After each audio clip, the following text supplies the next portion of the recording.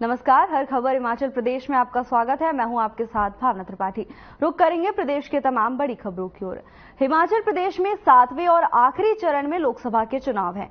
शुक्रवार को मंडी संसदीय क्षेत्र की अहम बैठक के बाद कांग्रेस ने शिमला संसदीय क्षेत्र के लिए अहम बैठक बुलाई है। ये बैठक शिमला स्थित राजीव भवन में हो रही है।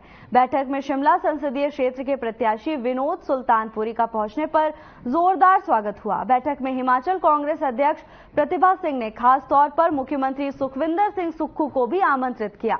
मुख्यमंत्री सुखविंदर सिंह सुक्खू ने कहा कि हिमाचल कांग्रेस अध्यक्ष प्रतिभा सिंह ने शिमला संसदीय क्षेत्र के लिए अहम बैठक बुलाई है। उन्होंने कहा कि कांग्रेस सरकार अपने 15 महीने के काम को लेकर जनता के बीच में जाएगी। उन्होंने कहा कि आपदा के वक्त राज्य सरकार ने बिना केंद्र सरकार की मदद के बेहतरीन काम किया। जब प्रदेश में आपदा आई तब भारतीय जनता पार्टी के सांसदों ने दिल्ली में हिमाचल प्रदेश की आवाज नहीं उठाई। वहीं शिमला संसदीय क्षेत्र के कांग्रेस प्रत्याशी विनोद सुल्तानपुरी ने कहा कि वो मुद्दों के आधार पर चुनाव लड़ेंगे। शिमला संसदीय क्षेत्र में कांग्रेस प्रत्याशी विनोद सुल्तानपुरी ने कहा कि वो मुद्दों के आधार पर चुनाव लड़ेंगे। तरह के ओपिनियन लीडर होते हैं जो अपने विचार रखते हैं। हमारे कांग्रेस पार्टी के संगठन के पदाधिकारी उनसे विस्तृत चर्चा की और विस्तृत चर्चा करने के बाद आज हमारे शिमला लोकसभा क्षेत्र के प्रत्याशी श्री विनोद सुल्तानपुरी जी जो यहाँ से है, शिमला पार्लियामेंट के सभी ब्लॉक कांग्रेस कमेटी के अध्यक्ष, जिला कांग्रेस कमेटी के अध्यक्ष, जिला परिषद के सदस्य, पूर्व हमारे विधायक, वर्तमान विधायक, वर्तमान मंत्री, सबकी बैठक प्रदेश अध्यक्ष जिन्हें अभी बुलाई है।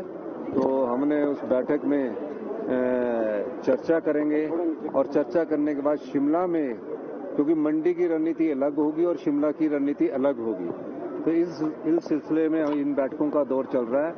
हमारा ये मानना है कि 15 माह में हमारी सरकार ने आम जनता से जुड़े हुए लोगों के लिए कार्य किए, चाहे वो ओपीएस की बात है, और सबसे बड़ा कार्य जो हमने किया, जो महिलाओं के सम्मान में हमने प्यारी बहना योजना की शुरुआत 1 मई 2024 से स्पीति से की थी, फिर 25 फरवरी 2024 से लाहौल में की थी, फिर पूरे हिमाचल प्रदेश में की। उसमें चुनाव आयोग ने जो हमें फॉर्म भरने की अनुमति दी, हम चुनाव आयोग का भी धन्यवाद करना चाहते हैं। और जो भारतीय जनता पार्टी पहले ओपीएस को रुकवाने की कोशिश की, राजस्थान में इनकी सरकार जैसे ही बनी, हमने पहली कैबिनेट में ओपीएस दिया, इन्होंने पहली कैबिनेट में राजस्थान की सरकार ने ओपीएस वापस लेने की नोटिफिकेशन की।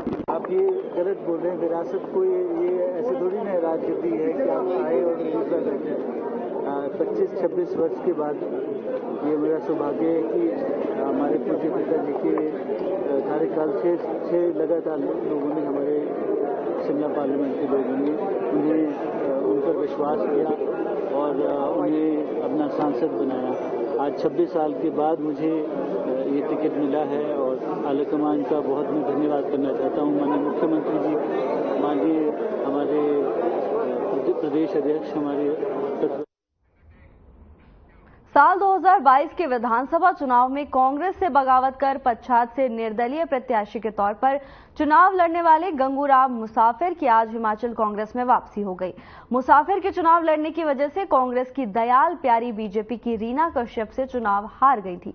गंगूराम मुसाफिर ने शनिवार को शिमला स्थित राजीव भवन पहुंचकर पूरे दलबल के साथ कांग्रेस में वापसी की। ये तो सर्वविदित है कि हमारे 4 लोकसभा के चुनाव होने जा रहे हैं और उस संदर्भ में पार्टी बिल्कुल सशक्त और मजबूत होकर अपने कदम आगे बढ़ा रही है।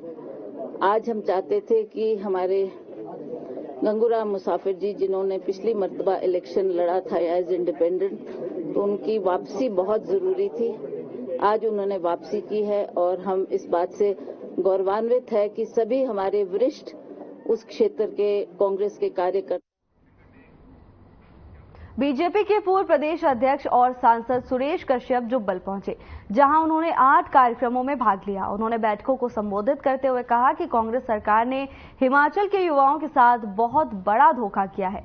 जहां उन्होंने युवाओं के साथ वादा किया था कि वो सत्ता में आते ही पहली कैबिनेट में 1 लाख नौकरियां देंगे, वहीं उन्होंने 1 लाख क्या 1 भी नौकरी नहीं दी।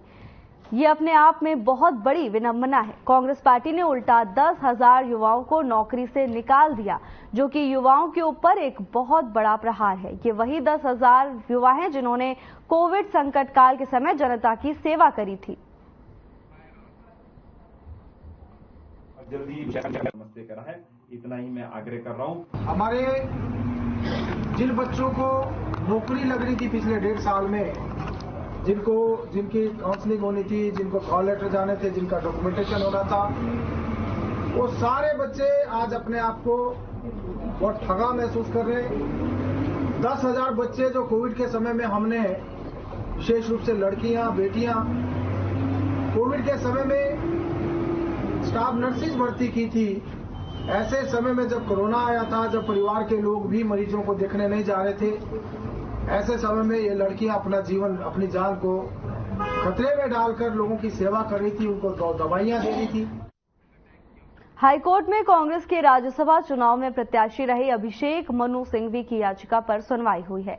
याचिकाकर्ता पक्ष की दलीलें सुनने के बाद कोर्ट ने राज्यसभा चुनाव में जीत हासिल कर सांसद बने और प्रतिवादी बनाए गए हर्ष महाजन को नोटिस जारी किया है।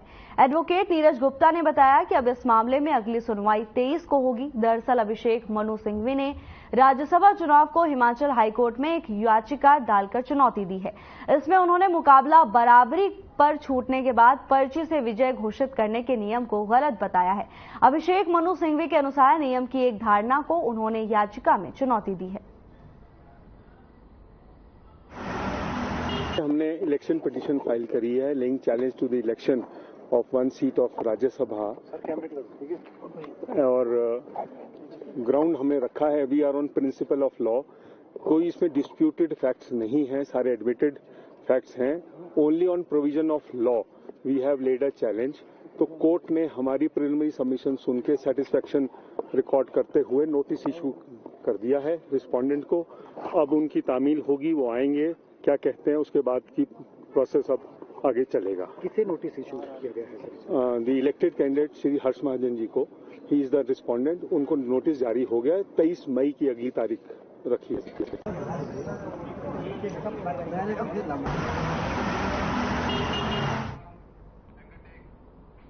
कांग्रेस के पूर्व प्रत्याशी विजय इंद्रकर ने धर्मशाला में पत्रकार वार्ता के दौरान कहा कि बीजेपी उम्मीदवार सुधीर शर्मा जनता को गुमराह करना बंद करें।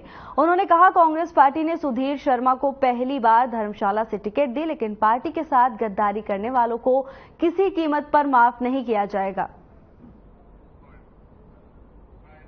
पहले आप धर्मशाला की जनता को ये बताइए,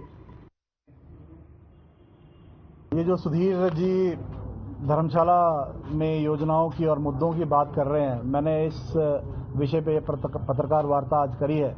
ये सिर्फ और सिर्फ धर्मशाला की जनता का जो ध्यान है, वो जो असली प्रकरण हुआ है उसे हटाने के लिए ये इन मुद्दों की बातें कर रहे हैं। धर्मशाला की जनता आज सुधीर शर्मा से जानना चाहती है कि आखिर क्या कारण रहे कि उन्होंने भाजपा से हाथ मिलाया। आज आखिर क्या कारण रहे कि उन्होंने राज्यसभा में क्रॉस वोटिंग कर कांग्रेस पार्टी धर्मशाला के डाकघर मसरून में लोगों के लाखों रुपए हड़पने के मामले में डाक विभाग ने बड़ी कार्रवाई की है। डाक विभाग ने डाकघर मसरून के ब्रांच पोस्ट मास्टर को नौकरी से बर्खास्त कर दिया है। बीते माह डाक विभाग की मसरून शाखा में 32 लाख के घोटाले का मामला सामने आया था। इसका खुलासा होने के बाद इस मामले में ब्रांच पोस्ट मास्टर को सस्पेंड कर दिया गया था। साथ ही इस मामले में विभागीय जांच शुरू कर दी गई थी। अब उसके आरोप साबित होने पर विभाग ने उसे नौकरी से ही बर्खास्त कर दिया है। में गड़बड़ी के मामले में कर्मचारी को बर्खास्त कर दिया गया है।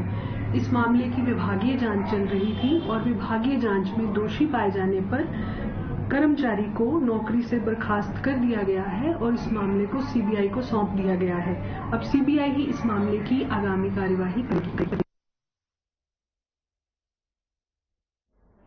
राष्ट्रीय उच्च मार्ग 5 परवाणु शिमला पर जगह जगह बेतरतीब रेहड़ी फहड़ी और गाड़ियों की पार्किंग पर उच्च न्यायालय ने संज्ञान लिया, जिसके बाद उच्च न्यायालय के आदेशों के बाद राष्ट्रीय उच्च मार्ग 5 परवाणु सोलन पर प्रशासन ने अतिक्रमण को हटाने की मुहिम चलाई, जिसमें अवैध रूप से लगी रेहड़ी फहड़ी और पार्किंग को जेसीबी की मदद से हटाया गया।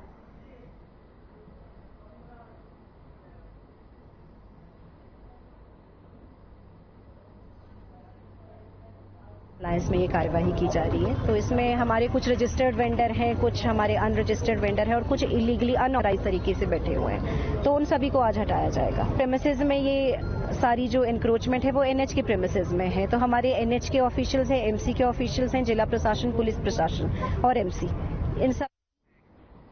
हर खबर हिमाचल प्रदेश में फिलहाल के लिए बस इतना ही। जल्द हाजिर होंगे नई अपडेट्स के साथ। नमस्कार।